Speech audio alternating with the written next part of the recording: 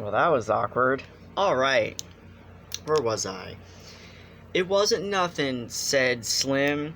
I would have had to drown most of 'em anyways. No need to thank me about that.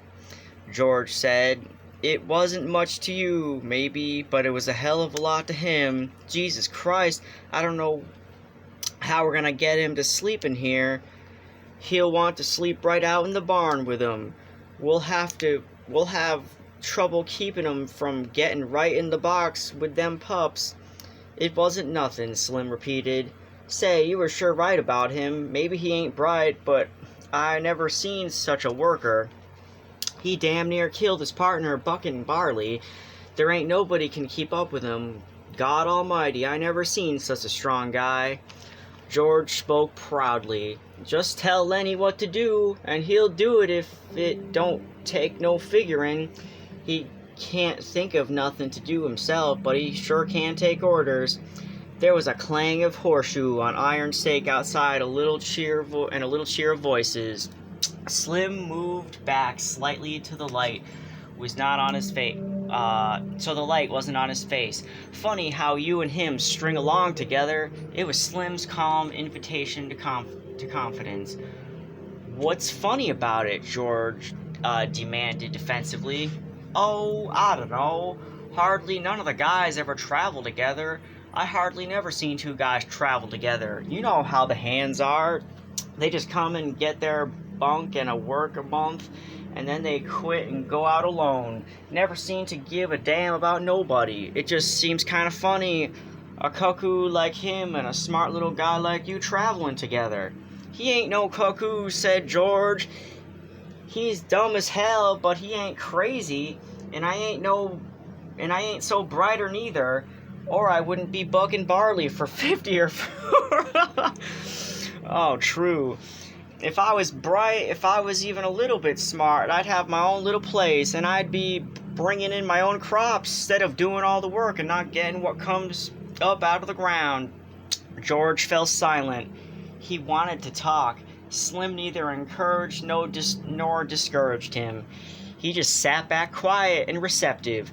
It ain't so funny, him and me going around together, George said at last. Him and me was both born in Auburn. I knowed his Aunt Clara. She took him where he was a baby and raised him up.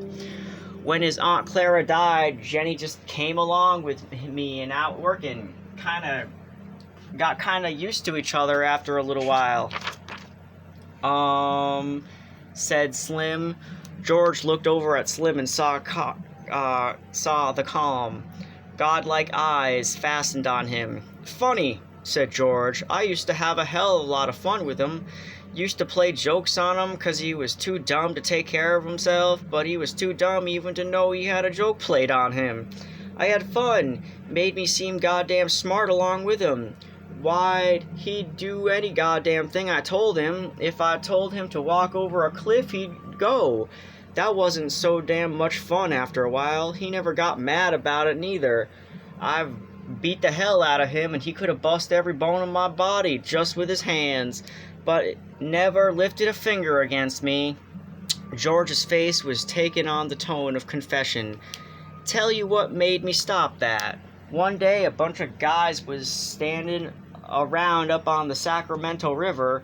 I was feeling pretty smart. I turns to Lenny and says, "Jump in," and he jumps. Couldn't swim a stroke. He damn near drowned before we could get him, and he was so damn nice to me for pulling him out. Clean forgot I told him to jump in. Well, I ain't done nothing like that no more. He's a nice fella, said Slim. That's all he got out of that. Okay. Guys don't need no sense to be a nice fella. Seems to me something it just works the other way around. Take a real smart guy and it ain't hardly ever a nice fella. George stacked the scattered cards and began to lay out his solitaire hand.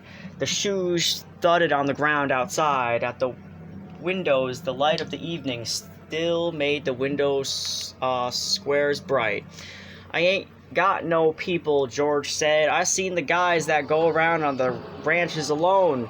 That ain't no good. They don't have no fun. After a long time, they get mean. They get wanting to fight all the time.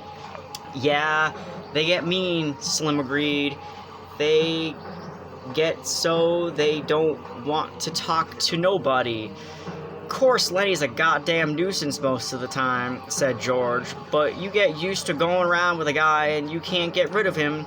He ain't mean, said Slim. I can see Lenny ain't a bit mean. Of course he ain't mean, but he gets in trouble all the time because he's so goddamn dumb, like whatever happened in Weed.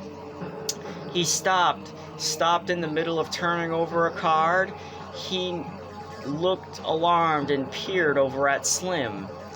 You wouldn't tell nobody? What did he do in Weed? Slim asked calmly. You wouldn't tell? No, 'cause you wouldn't. What did he do in Weed? Slim asked. Well, he's seen this girl in a red dress. Dumb bastard, like he wants to touch everything he likes, just wants to feel it. So he reaches out to feel this red dress, and the girl lets out a squawk and gets Lenny all mixed up, and he holds on because that's the only thing he can think to do. Well, this girl squawks and squawks. I was just a little bit off, and I heard all the yelling, so I comes running. And by the time Lenny's so scared, all he can think to do is just hold on. I socked him over the head with a fence picket to make him let go. He was so scared he couldn't let go of that dress, and so goddamn strong, you know. Slim's eyes were level and unwinking. He nodded very slowly. So what happens?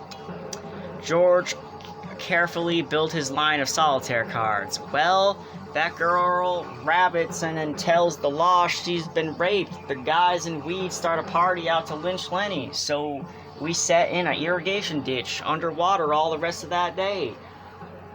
Got on our heads sticking out from the side of the ditch, and that night we scrammed out of there.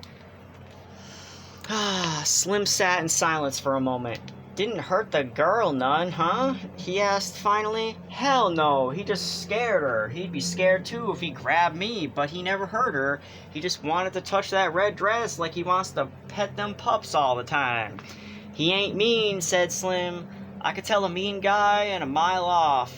Oh, of course he ain't. And he'll do any damn thing Lenny came in through the door. He wore his blue denim coat over his shoulders like a cape, and he walked hunched away over. Hi, Lenny, said George. How do you like the pup now? Lenny said breathlessly. He's brown and white, just like I wanted. He went directly to his bunk and lay down and turned his face to the wall and drew up his knees. George put down his cards very deliberately. Lenny, he said sharply. Lenny twisted his neck and looked over his shoulder. Huh? What do you want, George? I told you wouldn't bring that pup in here. What pup, George? I ain't got no pup. George went quickly to him, grabbed him by the shoulder, and rolled him over. He reached down and picked the tiny puppy from where Lenny had been concealing it against his stomach. Lenny sat up quickly. Give him to me, George. George said, You get right up and take that pup back to the nest. He's got to sleep with his mother. You want to kill him? Just born last night, and you take him away from the nest. You take him back, or I'll tell Slim not to let you have him. Lenny held out his hands pleadingly. Give him to me, George. I'll take him back. I didn't mean to harm George. Honest, I didn't. I just wanted to pet him a little. George handed the pup to him. All right, you got him back there quick, and don't you tell him out no more. You'll kill him the first thing you know. Lenny fairly scuttled out of the room. Slim had not moved. His calm eyes followed Lenny out of the door. Jesus, he said. He's just like a kid, ain't he? Sure, he's just like a kid. There ain't no much harm on him than a kid neither, except he's so strong. I bet he won't come in here to sleep tonight. He'd sleep right along that box in the barn. We'll let him. He ain't doing no harm out there.